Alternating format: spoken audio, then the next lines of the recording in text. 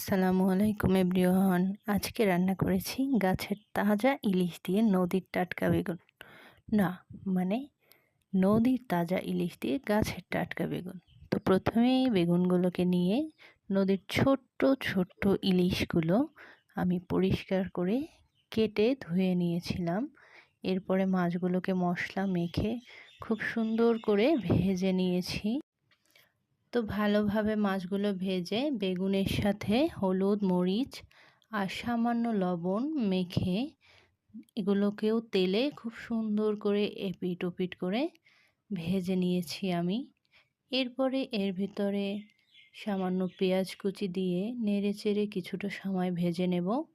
পেঁয়াজটা ভাজা হয়ে গেলে এর ভিতরে সামান্য লবণ, মরিচের গুঁড়া, হলুদ মিশিয়ে খুব ভালো করে ভেজে নেব। পেঁয়াজ ভাজা শেষ।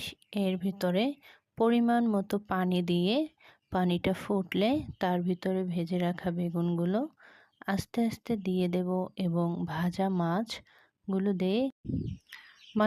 দেওয়ার পরে কিছু সময় আমি রেখে চুলার হিটটা লো করে নেব।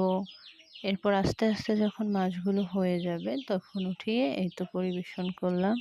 সো আলহামদুলিল্লাহ, দেখা হচ্ছে পরের ভিডিওতে। আল্লাহ হাফেজ।